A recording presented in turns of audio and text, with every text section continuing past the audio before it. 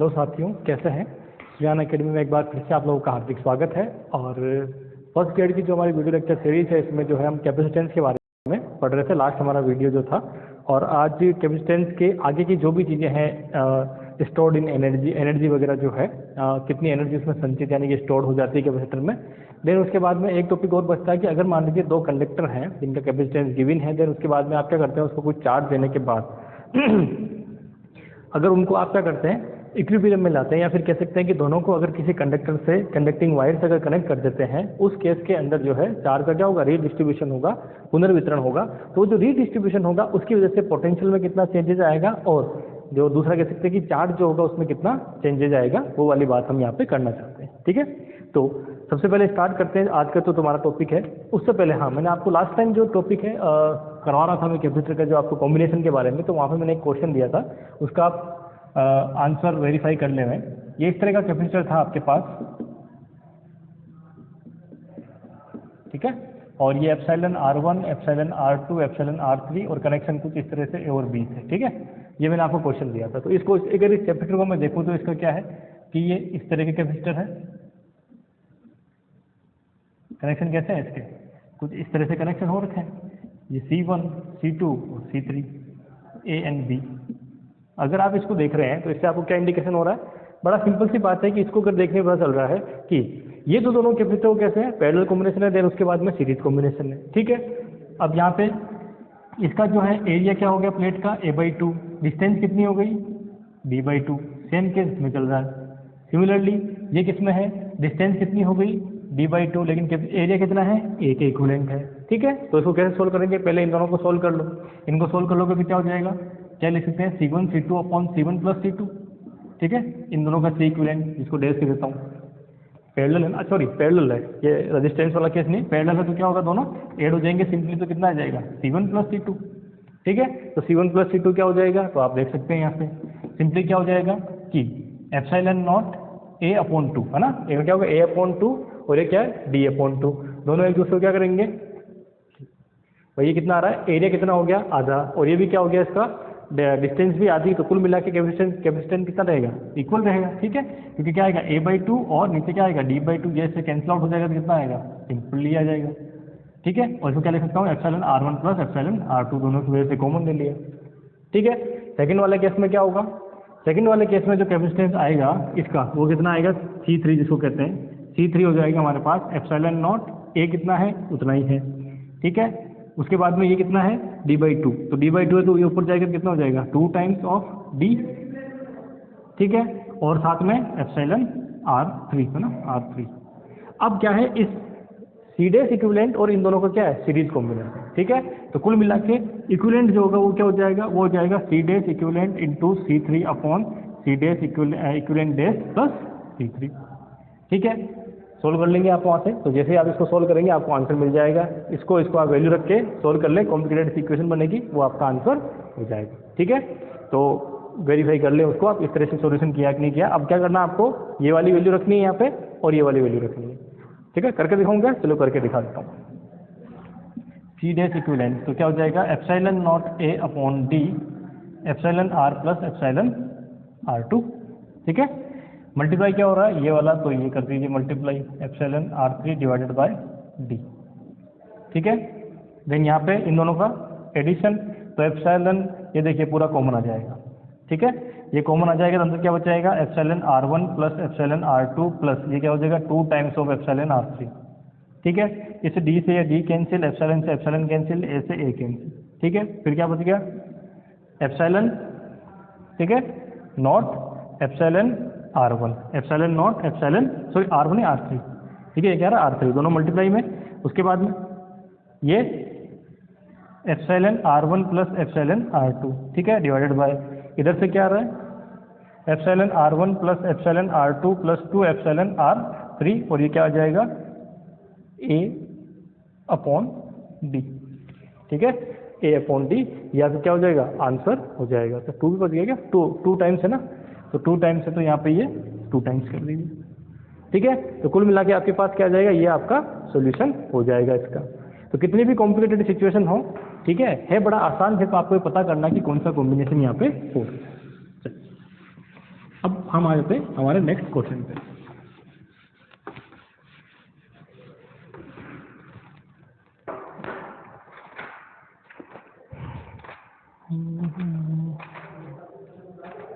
चलिए हाँ, एक क्वेश्चन और है, ये भी मैं करवा देता हूँ आपको।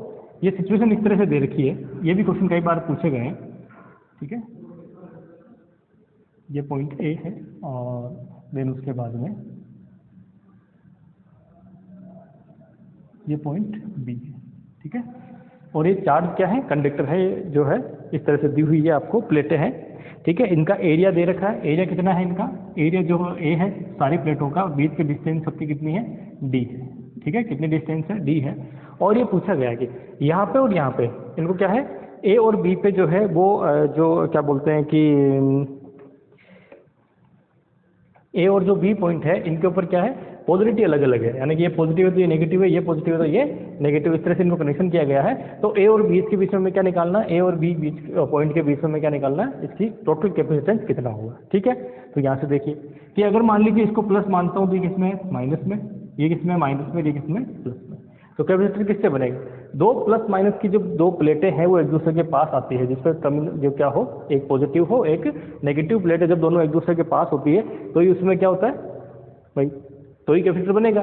तो ये बनेगा हमारा पहला कैपेसिटर इन दोनों प्लेटों से, फिर इन दोनों प्लेटों से बनेगा दूसरा कैपेसिटर, इनसे बनेगा क्या कैपेसिटर, बन सकता है क्या, नहीं बन सकता, ठीक है। तो इसका मतलब क्या है, दो कैपेसिटर है, किस तरह से जुड़े हुए हैं, पैरेलल है, सीरीज है। तो आप देखिए कि अगर दोनों कैपेसिटर की एक प्लेट ए से जुड़ी हुई है तो दूसरी प्लेट किससे जुड़ी हुई है, बी से जुड़ी हुई है, यही है। इस कैपेसिटर की ये वाली प्लेट ए से जुड़ी हुई है, ये वाली बी से, तो ए और बी से जोड़ दी, ठीक है। ये पॉजिटिव प्लेट, ये नेगेटिव, इसी तरह से ये पॉजिटिव प्लेट और नेगेटिव, ठीक है, हो गया। तो ये कितने बने हमारे, दो कैपेसिटर बने, किसमें पैरेलली है, तो इसका मतलब सी इक्विवेलेंट कितना हो जाएगा, C1 प्लस C2, ठीक है। पैरेलल में क्या होगा, C1 प्लस C2, तो कितना हो जाएगा, ये हो जाएगा 2 times of epsilon not A upon B, ठीक है। आंसर हो गया। यही क्वेश्चन को थोड़ा सा चेंज कर देते हैं, ठीक है। इसी क्वेश्चन को अगले क्वेश्चन में थोड़ा है चेंज किया गया है और वो इस तरह से है, ठीक है। ये पॉइंट है बी, ठीक है, ये पॉइंट है ए, बीच की डिस्टेंस आपको वही डी गिवन है, ठीक है। ये ए और एरिया कितना सबका ए है। इस केस में क्या होगा, इस केस में ये पॉजिटिव प्लेट है, ये नेगेटिव प्लेट है, ये पॉजिटिव प्लेट है, ये नेगेटिव प्लेट है। तो क्या ये दोनों मिलकर कैपेसिटर बनाएंगे क्या, हाँ एक कैपेसिटर बनाएंगे।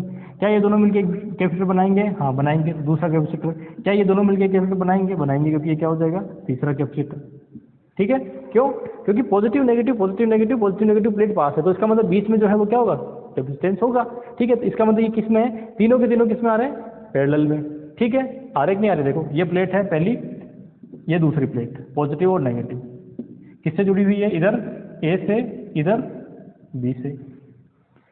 इसमें आ जाइए, एक प्लेट जो है बी से जुड़ी हुई है, एक प्लेट किससे, ए से, तो पॉजिटिव वाले किससे जुड़ी हुई है, ए से, और नेगेटिव वाले किससे जुड़ी हुई है, बी से, ठीक है। एक सेकेंड है,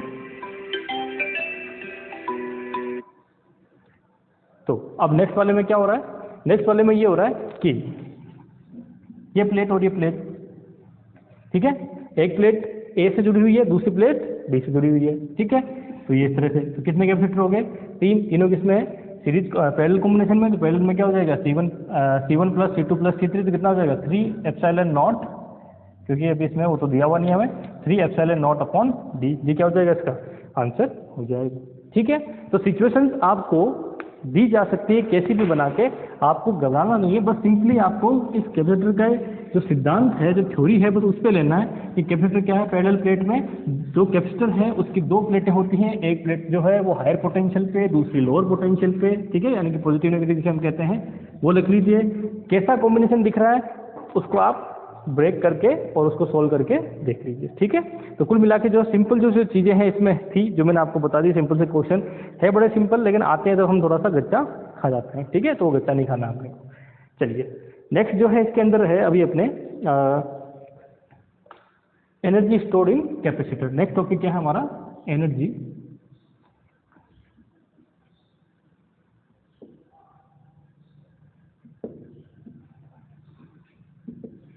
स्टोर्ड इन कैपेसिटर, कि जो हमारा कैपेसिटर है उसमें एनर्जी जो है वो स्टोर होती है, वो क्यों होती है, क्या रीजन है, वो सब के बारे में बात करेंगे। ठीक है, सबसे पहले कि एनर्जी स्टोर हुई कैसे, कौन सी एनर्जी हुई, इलेक्ट्रिक एनर्जी हुई, यानी कि विद्युत ऊर्जा है वो उसके अंदर क्या होती है, स्टोर होती है। कैसे होती है, तो आप देखिए, जब आप किसी भी जो वस्तु है, किसी भी ऑब्जेक्ट है या किसी भी कोई कंडक्टर है, उसको जब आप क्या करते हैं, चार्ज करते हैं। ठीक है, चार्ज करने के अलग अलग तरीके हो सकते हैं। ठीक है, तो नॉर्मली क्या होता है, चार्ज होने का एक जो अपन कह सकते हैं बेसिक चीज़ क्या है, बेसिक क्या है कि अगर कोई कंडक्टर है वो पॉजिटिव चार्ज हो रहा है तो इसका मतलब आप उसमें से इलेक्ट्रॉन निकाल रहे हैं। अगर कोई कंडक्टर जो है वो नेगेटिवली चार्ज हो रहा है, इसका मतलब उसमें आप इलेक्ट्रॉन की एक्सेस कर रहे हो, इलेक्ट्रॉन उसको दे रहे हैं, बस यही है चीज़।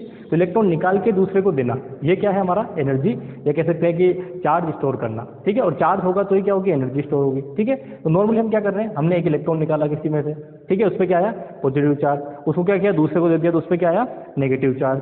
ठीक है, फिर अगली बार में क्या हुआ, फिर एक इलेक्ट्रॉन निकाला, तो अब क्योंकि पहली बार में जब आप निकालते थे तो वो चार्ज नहीं था तो आप आसानी से निकाल पाएंगे, लेकिन दूसरी बार में से जब आप निकालेंगे तो क्या होगा, क्योंकि एक पॉजिटिवली चार्ज है दूसरी नेगेटिवली, तो आपको क्या करना पड़ेगा, इससे निकालने के लिए वर्क करना पड़ेगा और उसको देने के लिए भी वर्क करना पड़ेगा।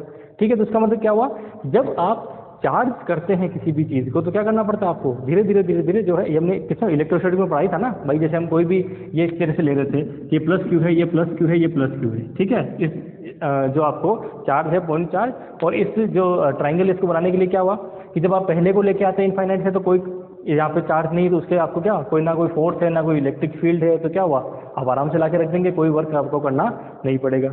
ठीक है, अगली बार में क्या होगा कि अगली बार में ये होगा आपके साथ कि जब दूसरे चार्ज को लेके आते हैं तो क्या होगा, पहला चार्ज ऑलरेडी पड़ा है, और जब पहला चार्ज ऑलरेडी पड़ा हुआ है तो क्या होगा, तो पहला चार्ज ऑलरेडी पड़ा हुआ है, तो इसका मतलब क्या है कि ये जो चार्ज पड़ा हुआ है ये क्या करेगा, उसको आने का अपोज करेगा, फोर्स लगाएगा, फोर्स लगाने से आपको क्या करना पड़ेगा, वर्क करना पड़ेगा, लाने के लिए वर्क करना पड़ेगा, तो आप यहाँ ला के रखेंगे, क्या होगा, वो वर्क जो है वो एनर्जी में, पोटेंशियल एनर्जी में स्टोर हो जाता है। ठीक है, और वही जो वर्क होता है, जो पोटेंशियल एनर्जी में स्टोर होता है, उसे हम क्या बोलते हैं, विद्युत ऊर्जा, यानी कि इलेक्ट्रिक एनर्जी बोल देते हैं।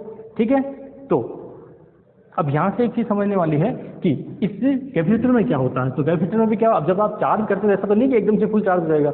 ठीक है, धीरे धीरे चार्ज होता कैसे, वो चार्ज जो है वो उसके अंदर आते जाएंगे, जैसे जैसे चार्ज आते जाएंगे, किससे देंगे, बैटरी से देंगे, चार्ज करेंगे किससे देंगे, बैटरी से करेंगे। ठीक है, तब आप बैटरी से उसको चार्ज करेंगे तो उस केस में क्या होगा, बैटरी से चार्ज करने के केस के अंदर चार्ज जब उसको देते जाएंगे तो क्या करेंगे, फोर्स लगाना पड़ेगा, वर्क करना पड़ेगा, और वो जो वर्क आप करोगे, ठीक है, तो वर्क जो आप करोगे, एक सेकेंड है ना, तो जो वर्क आप करोगे उस वर्क में क्या होगा, उस वर्क की जो होगा वो क्या होगा, इसके पोटेंशियल एनर्जी के की फॉर्म में स्टोर हो जाता है। ठीक है, वही चीज़ हम यहाँ पे फाइंड आउट करना चाहते हैं। ठीक है, तो आप इसको समझिए, पैरेलल प्लेट कैपेसिटर ले लेते हैं कि आप जब इसको चार्ज कर रहे हैं तो इस तरह से आपके पास चार्ज हुआ। ठीक है, अब सपोज कर लीजिए किसी इंस्टेंट टी के ऊपर जो है इस पर चार्ज कितना है, क्यू डेज चार्ज आपने इसको दे दिया। ठीक है, किसी इंस्टेंट पे आपने क्या दे दिया, क्यू डेज छोड़ो, आपको क्यू चार्ज आपने दे दिया। ठीक है, जब आपने इसको क्यू चार्ज दे दिया तो इसका मतलब इसका पोटेंशियल कितना हो गया, इस केस के अंदर, इसको वी डेज बोल देता हूँ, इस केस के अंदर जो पोटेंशियल इसका हो जाएगा वो कितना हो जाएगा, Q equal to C V से देखेंगे तो क्या हो जाएगा, क्यू अपॉन सी, कितना हो गया पोटेंशियल, क्यू अपॉन सी पोटेंशियल हो गया। अब आप क्या करना चाहते हैं, फिर से इसको और चार्ज देना चाहते हैं, कितना, डी क्यू चार्ज। ठीक है, क्या करते हैं, इसी तरह से करेंगे भाई हम किसी इंस्टेंट पे, क्योंकि थोड़ा थोड़ा चार्ज देख रहे कि डी क्यू चार्ज देने में कितना वर्क हुआ, फिर उसको एक्सटेंड कर देंगे इंटीग्रल करके पूरे कैपेसिटर के लिए। ठीक है, तो आप क्या करते हैं, अब डी क्यू चार्ज दे रहे हैं, तो डी क्यू चार्ज दे रहे हैं तो आपको क्या करना पड़ेगा, वर्क करना पड़ेगा ना, तो डी क्यू चार्ज को देने में आपको कितना वर्क करना पड़ा, वो डेल क्यू करना पड़ा, या फिर मान लीजिए डी क्यू करना पड़ा, है ना, डी डब्ल्यू करना पड़ा, सॉरी, तो डी डब्ल्यू करना पड़ा तो कितना हो जाएगा, वी डेश डी क्यू, पढ़ा ना formula, W is equal to Q V, electrostatics में पढ़ा हमने। ठीक है, तो ये में क्या करना पड़ेगा, वर्क करना पड़ेगा। ठीक है, तो अब ये वर्क करना पड़ेगा, ये कितना है, डी क्यू चार्ज देने के लिए। अब मुझे चार्ज कितना देना है इसको, कि मान लीजिए आप क्या करते हैं, जीरो से लेके कैपिटल क्यू, यानी कि इसका फुल चार्ज होने के लिए कितना चार्ज हो सकता है, कैपिटल क्यू चार्ज हो सकता है, तो उसको चार्ज करने में मुझे वर्क करना पड़ा, वो मुझे फाइंड आउट करना, तो क्या करूँगा, W is equal to zero to Q V dash D Q, value रख दीजिए, क्या हो जाएगा, Q upon C D Q, integral करेंगे कहाँ से कहाँ तक, जीरो से क्यू तक इसकी लिमिट होगी, तो सी क्या है, कांस्टेंट, ये क्या हो जाएगा हमारे पास, क्यू स्क्वायर बाई सी। ठीक है, कोई प्रॉब्लम, तो इसका मतलब क्या हुआ, इसका मतलब ये हुआ कि किसी भी कैपेसिटर को जब आप Q चार्ज देते हैं तो उस चार्ज को देने में टोटल जो आपको वर्क करना पड़ेगा वो कितना करना पड़ेगा, ये वाला। और यही वर्क क्या होगा, उसकी पोटेंशियल एनर्जी के रूप में क्या होता है, स्टोर हो जाता है, पोटेंशियल एनर्जी के फॉर्म में स्टोर होता है। ठीक है, तो यहाँ से क्या हो जाएगा, U is equal to W, और इस केस के अकॉर्डिंग यहाँ से हो जाएगा U is equal to Q square by C। ठीक है, लेकिन हमने क्या पढ़ा है कि Q इज इक्वल टू होता है CV। तो अगर आपको V की फॉर्म में बदलना है तो क्या करेंगे, Q को यहाँ से रिप्लेस करेंगे। जैसे ही Q को यहाँ से रिप्लेस करेंगे, अच्छा एक 2 लिखना भूल गया साइड में ना, यहाँ से जब आप इसको इंटीग्रल करोगे तो क्या आएगा, तो ये अच्छी बात है, Q का इंटीग्रल करोगे तो क्या आएगा, Q स्क्वायर बाई 2, है ना। तो यहाँ पे क्या आएगा, 2 आएगा ना। चलिए, तो यहाँ पे भी क्या आ जाएगा, 2 आ जाएगा। ठीक है, Q स्क्वायर बाई 2C। अब आप क्या देखेंगे, नेक्स्ट क्या होगा, Q स्क्वायर बाई 2C यहाँ से आ गया। अब आपको क्या करना है, V पे बदलना है ना। तो Q को यहाँ से हटाना है, तो Q को यहाँ से हटाना क्या करें, CV रख दें यहाँ पे, तो क्या हो जाएगा, हाफ CV स्क्वायर। यहाँ रखोगे C स्क्वायर V स्क्वायर, एक C से एक C कैंसिल, बाकी ये बच जाएगा, तो हाफ CV स्क्वायर। फिर आप क्या करना चाहते हैं, इसको C भी नहीं रखना चाहते, आप रखना चाहते हैं Q और V। तो Q और V रखोगे तो क्या हो जाएगा, तो Q ऑलरेडी है, C क्या हो जाता है, Q अपॉन V। ठीक है, तो क्या हो जाएगा, हाफ QV। ठीक है, हाफ QV होगा, क्योंकि यहाँ पे क्या रखेंगे आप, ये रख दीजिए CV, sorry Q upon V रख दीजिए, तो V ऊपर चला जाएगा, एक Q से Q कैंसिल हो जाएगा, क्या हो जाएगा, हाफ QV स्क्वायर। तो तीनों फॉर्म जो है वो आपने यहाँ पे फाइंड आउट कर ली। ये क्या है, एनर्जी स्टोर इन कैपेसिटर। क्या है, energy store in capacitor. Capacitor में कितनी एनर्जी स्टोर होगी, तो ये कैपेसिटर में जो है एनर्जी स्टोर हो जाएगी। ठीक है, अब मान लीजिए पैरेलल प्लेट कैपेसिटर के लिए देखें, इस चीज़ के लिए, ठीक है, कि एनर्जी डेंसिटी कितनी होगी। ठीक है, तो एनर्जी डेंसिटी की अगर बात करते हैं, एनर्जी डेंसिटी का मतलब क्या है, पर यूनिट वॉल्यूम में कितनी एनर्जी स्टोर हो रही है उसकी हम बात करेंगे। किसकी बात करेंगे, पर यूनिट जो आपका उसमें एनर्जी कितनी स्टोर होती है उसे हम क्या बोलते हैं, एनर्जी डेंसिटी बोलते हैं। चलिए,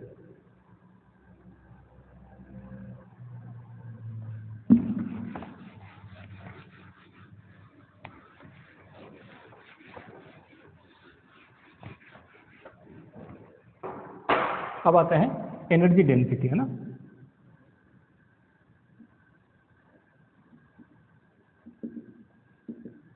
अब एनर्जी डेंसिटी किसके लिए, पैरेलल प्लेट कैपेसिटर की बात कर रहे हैं। तो पैरेलल प्लेट कैपेसिटर में क्या है, एरिया A है और बीच के डिस्टेंस D है। ठीक है, तो एनर्जी डेंसिटी क्या हो जाती है, स्मॉल u।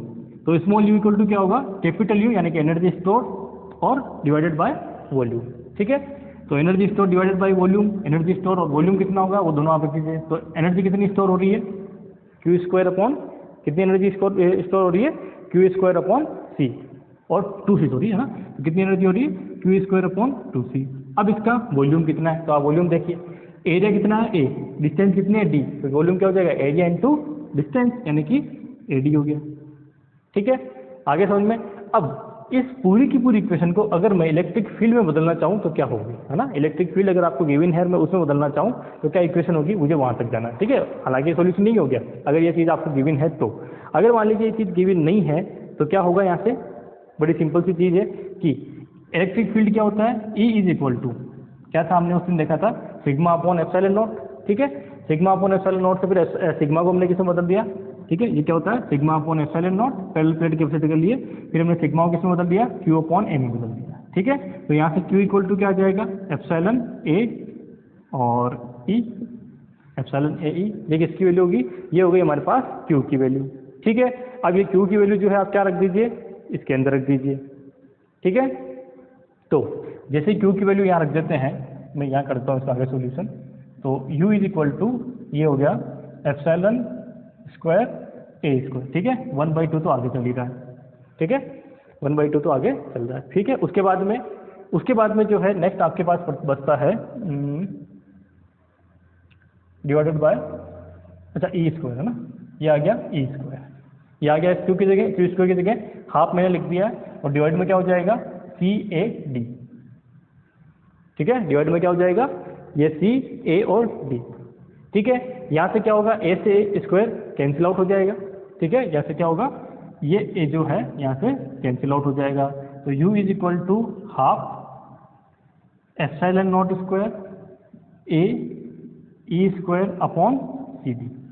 ठीक है, अब फिर से क्योंकि मुझे जो वैल्यू चाहिए वो इस ए और डी में नहीं चाहिए, तो मैं क्या करूँ, ए और डी को यहाँ से रिप्लेस करना चाहूँ तो किससे कर सकता हूँ कि सी इक्वल टू क्या होता है, सी इक्वल टू होता है epsilon not a upon D. तो ए अपॉन डी किसके बराबर होगा, ए अपॉन डी जो है वो किसके बराबर हो जाएगा, वो देखिए आप, तो ए अपॉन डी जो है वो हो जाएगा, अच्छा इसको इधर पे देते हैं तो सी अपॉन एप्सिलॉन नॉट के, ठीक है, यहाँ से क्या देखते हैं सी अपॉन एप्सिलॉन नॉट, यहाँ क्या रख दीजिए ए अपॉन डी को सी अपॉन एप्सिलॉन नॉट के इक्वल रख दीजिए, तो U is equal to half epsilon not square already है, ठीक है, ये किसके बराबर होगा सी अपॉन सी ई स्क्वायर, सी से सी क्या होगा कैंसिल आउट, तो कुल मिला के क्या हो जाएगा ये, अच्छा सॉरी एप्सिलॉन नॉट भी तो है ना, तो एक बार रख दीजिए, तो सी अपॉन एप्सिलॉन नॉट और सी ई स्क्वायर, सी से सी कैंसिल आउट, एक एप्सिलॉन नॉट से एक एप्सिलॉन नॉट कैंसिल आउट, तो क्या हो जाएगा half epsilon not E square, half epsilon not E square. और जब मैंने आपको इलेक्ट्रिक एनर्जी के बारे में पढ़ाया था कहाँ पे, जब हमने इलेक्ट्रोमैग्नेटिक वेव पढ़ी थी तब आपके वहाँ पे जो डेंसिटी आई थी वो क्या आई थी, यही आई थी। इसी तरह से मैग्नेटिक जो डेंसिटी आई थी वो क्या आई थी, इसको क्या मैंने क्या लिखा था इलेक्ट्रिक फील्ड की वजह से, इसी तरह से मैग्नेटिक जो डेंसिटी आई थी वो एनर्जी वाली वो क्या आई थी half mu not be square आया था ना, फिर इन दोनों को जोड़ा था। तो यहाँ पे क्या है ओनली इलेक्ट्रिक फील्ड है, इसका मतलब ये वाली नहीं है, और इलेक्ट्रिक फील्ड की वजह से डेंसिटी जो होगी वो क्या होगी, ये वाली डेंसिटी हो जाएगी, ठीक है। तो कुल मिला के मेरे कहने का मतलब है कि जो चीज़ आप एक जगह पढ़ते हैं वही सब जगह अप्लाई होती है बराबर सी, ठीक है, वो कोई अलग चीज़ नहीं है, ये कोई अलग चीज़ नहीं है। तो दिमाग खुला रखेंगे तो सारी चीज़ें आपकी सॉल्व हो जाएंगी, ठीक है। अब इसमें एक चीज़ और बच जाती है, और वो क्या बच जाती है, वो है कि अगर मान लीजिए दो आपके पास कंडक्टर है, उनको आपने चार्ज गिवन है Q1 Q2 और उनका पोटेंशियल V1 V2 है उस पर, और उनको अगर आप कनेक्ट करते हैं है ना किसी वायर से, तो क्या होगा चार्ज का रीडिस्ट्रीब्यूशन होगा। तो चार्ज का जो रीडिस्ट्रीब्यूशन होगा वो कैसे होगा उसकी हम बात करने वाले हैं, ठीक है। चलिए तो ये हो जाएगा रीडिस्ट्रीब्यूशन ऑफ चार्ज कैपेसिटर, ठीक है, शॉर्ट में लिख रहा हूँ मैं, आप समझ जाना। दो हमने कैपेसिटर लिया वो क्या है, अरे यार इसका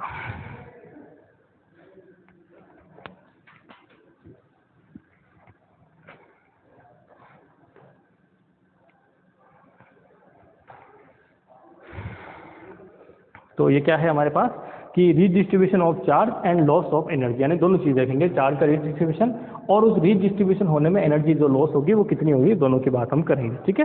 तो पहले कंसेप्ट को समझिए, कंसेप्ट क्या है कि हमारे पास दो कंडक्टर हैं, तो ये पहला कंडक्टर हो गया, ठीक है, और ये दूसरा कंडक्टर हो गया, ठीक है।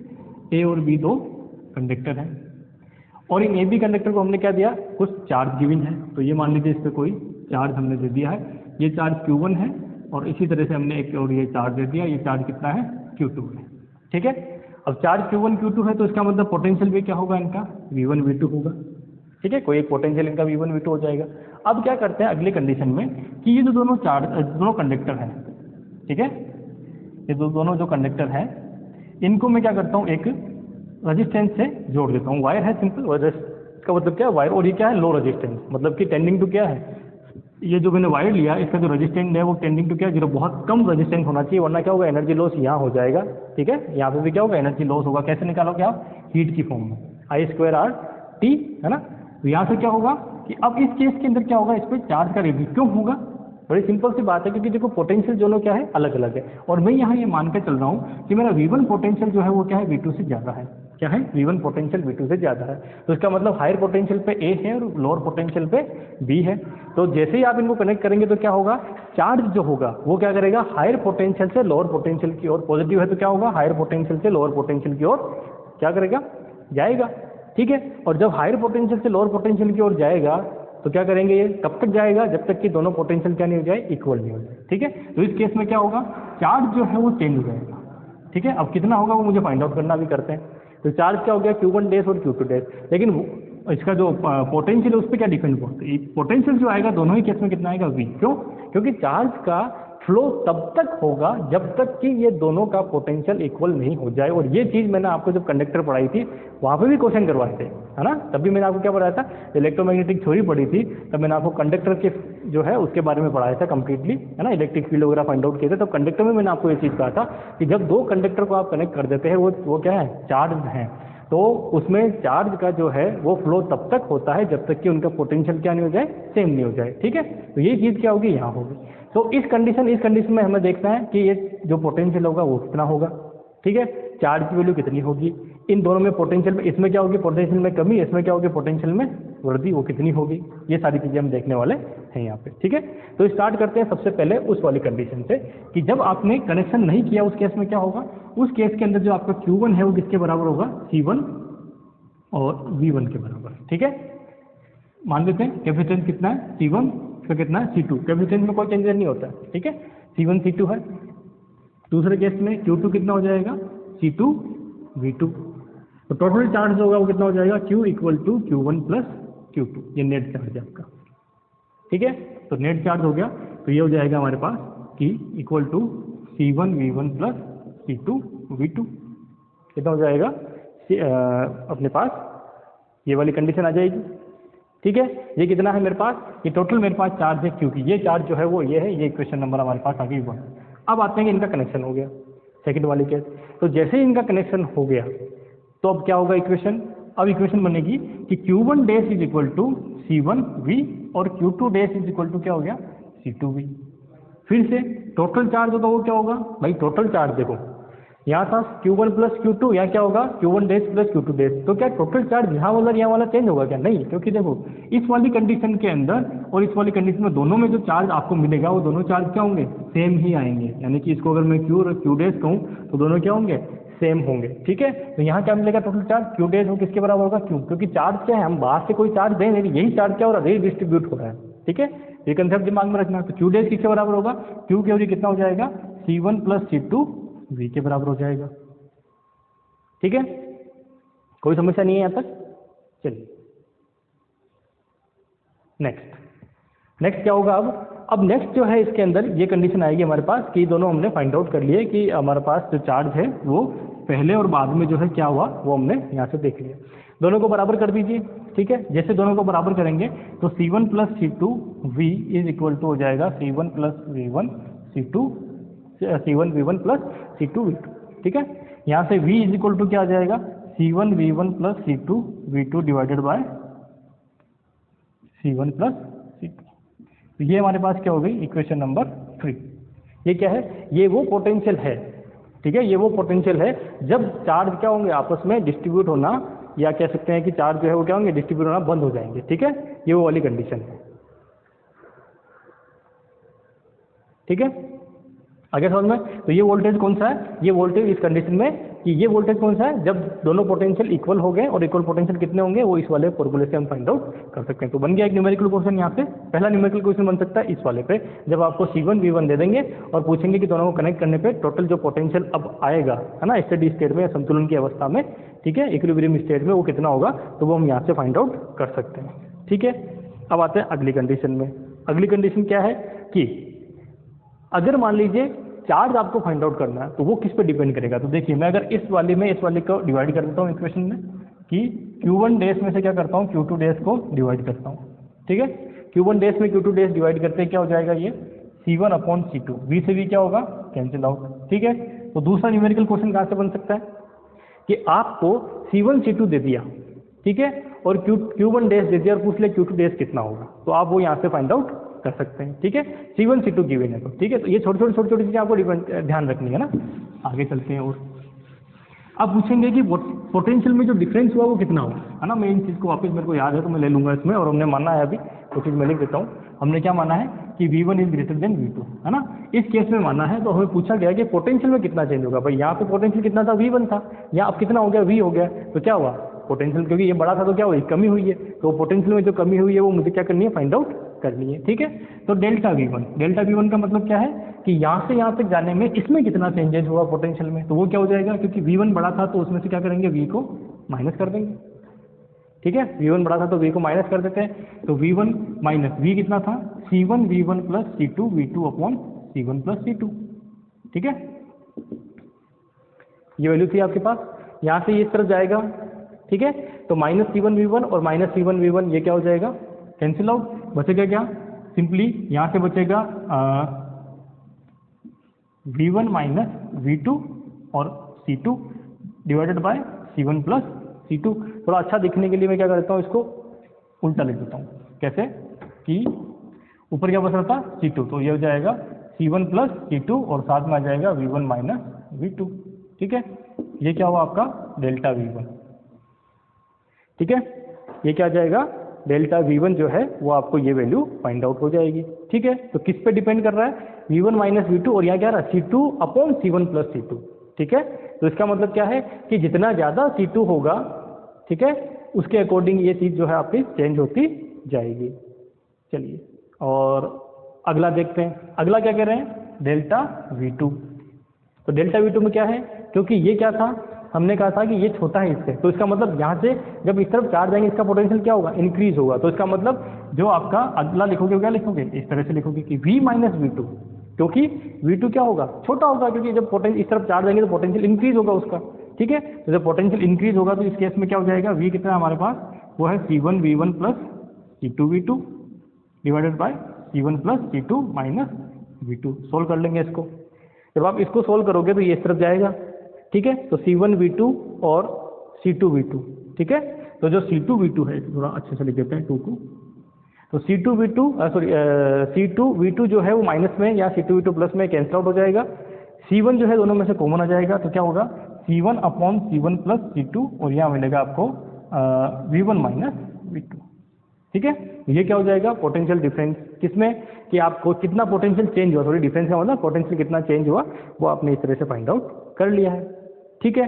तो अब इस इक्वेशन में, इक्वेशन कितना 4 थी ना, ये 5 हो गई, ये हमारी 6 हो गई। तो इक्वेशन नंबर 5 में 6 से डिवाइड कर देते हैं, तो delta V1 upon delta V2 आ जाएगा, जैसे Q डैश अपॉन आया था, तो delta V1 upon delta V2, ठीक है। तो कितना हो जाएगा, ये दोनों कैंसिल आउट हो जाएंगे, ये दोनों कैंसिल आउट हो जाएंगे और इक्वेशन क्या मिलेगी C2 अपॉन C1, ठीक है। इक्वेशन क्या मिल जाएगी C2 अपॉन C1, तो ये हो जाएगा C2 अपॉन C1। तो इसका मतलब क्या हुआ, अपोजिट आ रहा है, ठीक है।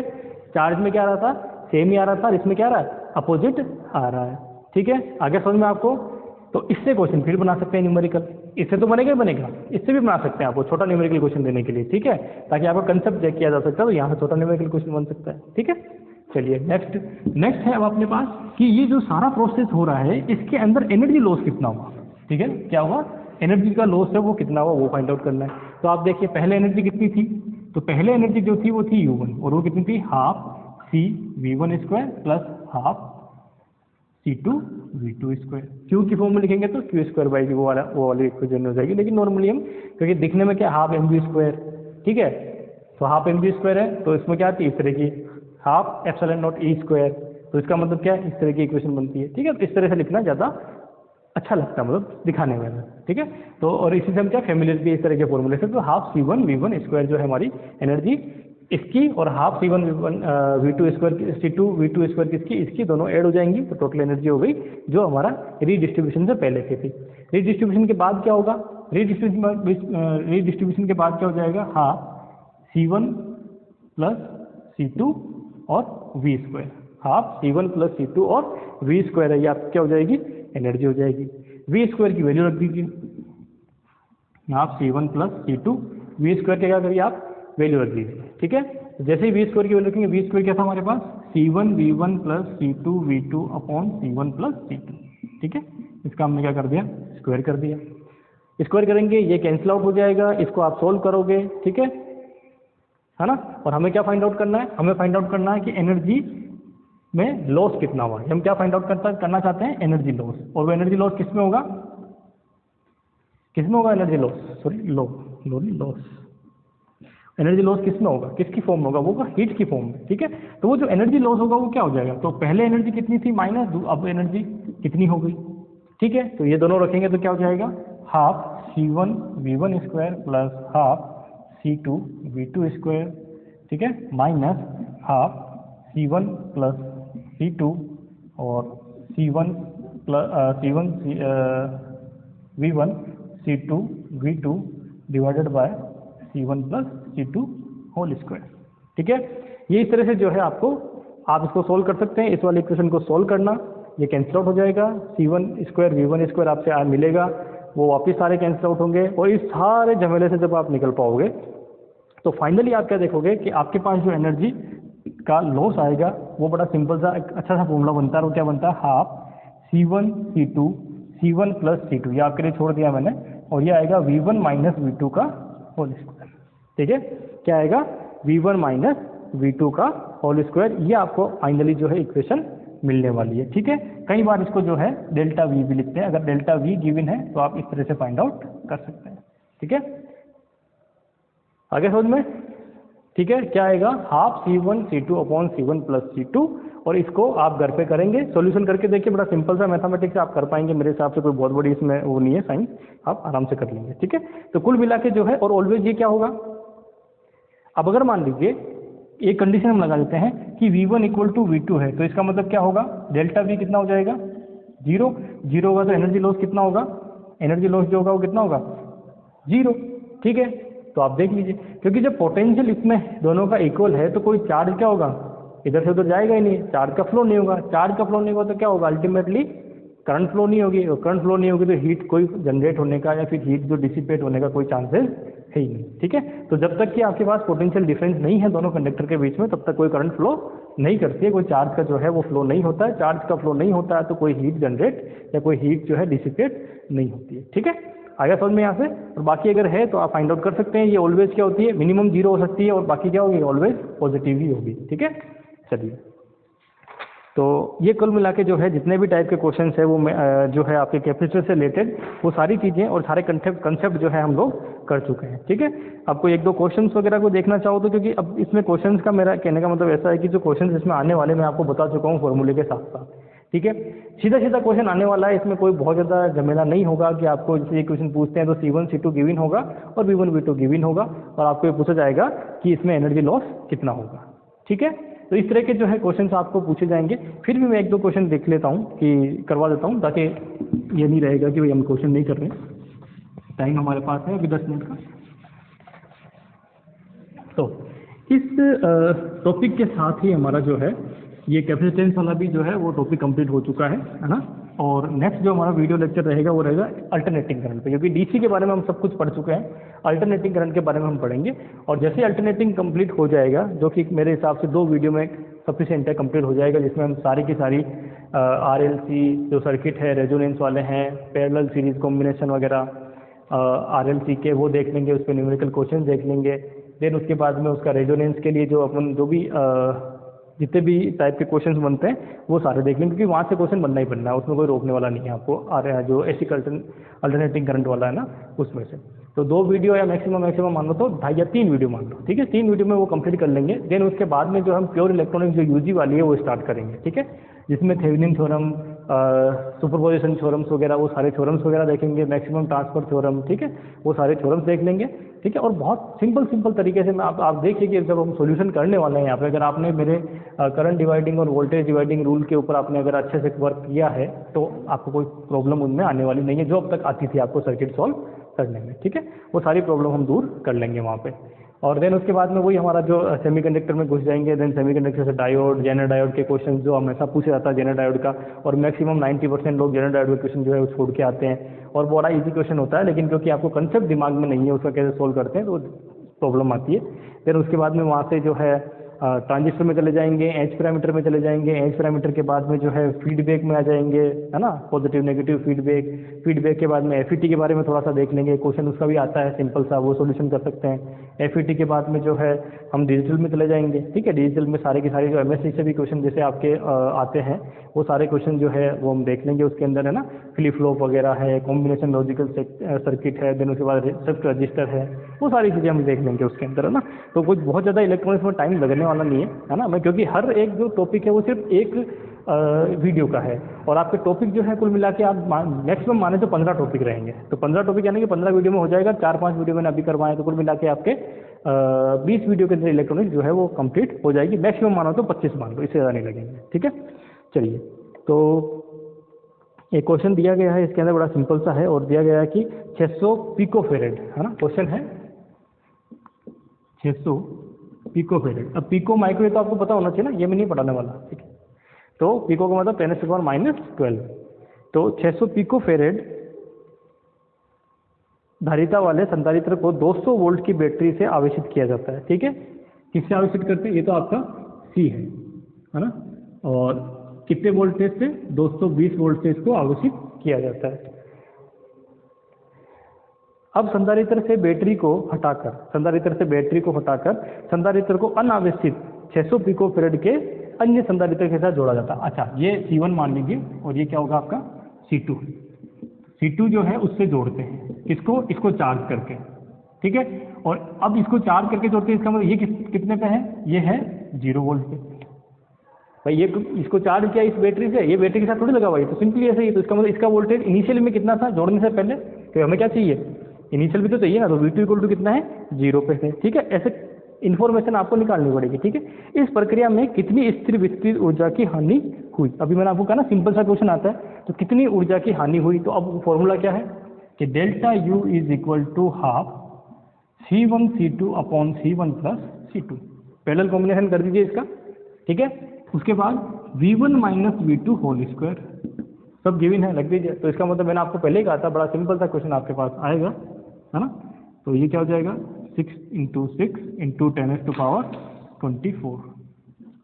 क्यों, -12 यहाँ से, -12 यहाँ से। सिमिलरली यहाँ से 600 प्लस 600 और 10⁻12 200 माइनस 0 स्क्वायर हाफ कितना आ जाएगा, 36 × 10⁻, कर दीजिए कितना बचेगा, ये तो 12 से कैंसिल आउट करोगे कितना बचेगा, -12, ठीक है। -12 के बाद में, अच्छा इसको आप ऐसे लिख दीजिए, चलिए एक बार। तो ये -12 डिवाइडेड बाय ये कितना होगा, 2 0 से 2 0 यहाँ कैंसिल आउट हो गया। 200 से कितना आ जाएगा स्क्वायर में, ये वैल्यू मिल जाएगी, ठीक है। नेक्स्ट में क्या हो जाएगा, अब नेक्स्ट जो है अपना हाफ। अच्छा ये भी इंक खत्म हो गई है, चलिए लास्ट क्वेश्चन ये वैसे। इसको यहाँ से डिवाइड कर दीजिए 3 टाइम्स, तो 300, ठीक है। अब आप देखिए यहाँ से अगर आप देखते हो तो 12, अच्छा इसको भी कैंसिल आउट कर दो यहाँ से, इसको भी लिखने का जरूरत है, यहाँ से करिए, ठीक है। तो कितना हो गया, 6 3 × 2 यानी कि 600 × 10⁻12। आगे सोल्व करोगे तो 6 × 10⁻10, ठीक है। किस में आएगी, जूल में। तो एनर्जी लॉस कितना हुआ, 600 × 10⁻12 या 6 × 10⁻, अच्छा कुछ गलती की है क्या, हाँ सॉरी, ये भी तो है अभी 4 0, ये भूल गए क्या। हाँ इन 4 को तो याद रखो, 4 को 2 ही लिख दिया, इसमें 2 थोड़ी आएगा, ये 1 2 3 और 4 आएंगे ना, ठीक है। तो 4 0 और कम हो जाएंगे यहाँ से, तो कितना हो जाएगा, ये हो जाएगा -8, फिर इन 2 से लिखेंगे तो कितना हो जाएगा -6, ठीक है। तो ये आप 6 × 10⁻6 जूल जो है वो क्या होगा, इसका आंसर हो जाएगा, ठीक है। तो कोई समस्या नहीं है, बड़ा सिंपल सा क्वेश्चन था, ठीक है। सारे क्वेश्चन लगभग ऐसे ही हैं, तो ज़्यादा क्वेश्चन मुझे लगता नहीं कुछ इसमें कराने लायक है। संधारित्र को आवेश क्यों कर देने पे ऊर्जा की दुगुना। अच्छा ये क्वेश्चन भी देख लीजिए, ऐसे क्वेश्चन भी आपको पूछे जा सकते हैं, ठीक है। जैसे ये क्वेश्चन है सिंपल लेकिन कंसेप्ट उसमें इतना तगड़ा होगा कि आप बच्चा खा जाएंगे कई बार, है ना। तो वो चीज़ दिमाग में रखें। जैसे ये क्वेश्चन दिया हुआ, यदि एक संधारित्र को आवेश Q देने पर संग्रहित ऊर्जा U है ना, कि आपने क्या किया, Q चार्ज देने पे एनर्जी कितनी हो गई, U हो गई, इसमें स्टोर्ड एनर्जी जो है, ठीक है। तो आवेश दुगुना करने पर संधारित्र की ऊर्जा होगी, ठीक है। तो इसका मतलब आपको क्या ध्यान रखना है, देखिए कुल मिला के Q गिवन है, तो C क्या होता है, किसी भी कांस्टेंट होता है। तो इसका मतलब C कांस्टेंट है, तो C की फॉर्म में आपको एनर्जी लिखनी है। तो एनर्जी क्या हो जाएगी, Q² C, 2C कितनी है, Q² 2C। जब आप क्या करते हैं, आवेश को Q से कहाँ ले जाते हैं, 2Q, तो एनर्जी क्या हो जाती है, U से U डैश। अब U डैश फाइंड आउट करनी है, तो U डैश इक्वल टू क्या हो जाएगा, तो क्या हो जाएगा 4Q² 2C। ये किसके बराबर है, U के, तो U डैश इक्वल टू क्या हो गया, 4 टाइम ऑफ U। तो इसका मतलब आपने जब चार्ज को डबल किया तो एनर्जी स्टोर कितनी हो गई, 4 टाइम्स हो गई, ठीक है। और ऐसा क्वेश्चंस कुछ बाकी क्वेश्चन ऐसे है नहीं, सिंपल सिंपल से क्वेश्चन है जो आप आराम से कर सकते हैं। बाकी जो मेन जो चीज़ें थी जो आपको एक कैपेसिटर को तोड़ के बीच में उसके बीच में वो जो अपने अलग अलग जो है डाइलेक्ट्रिक भर के, वैसे क्वेश्चन जो है नॉर्मली पूछे जाते हैं, उसमें हम थोड़ा सा दिमाग नहीं लगा पाते हैं, ठीक है, क्योंकि हम प्रैक्टिस नहीं करते। तो वो चीज़ें मैंने आपको पहले ही करा दी, उन पे जो आप मोस्ट इंपॉर्टेंट है आपके लिए, उस पर थोड़ा सा ध्यान ज़्यादा रखें, फोकस रखें। और इन जो क्वेश्चन है, इन क्वेश्चन के ऊपर सिंपल सा है कि आपको फॉर्मूला दिमाग में रहेगा तो आप आराम से कर पाएंगे, ठीक है। तो आज के लिए इतना ही काफ़ी है, और इसी के साथ आपका कैपेसिटर का जो है चैप्टर वो कंप्लीट होता है। Thank you very much.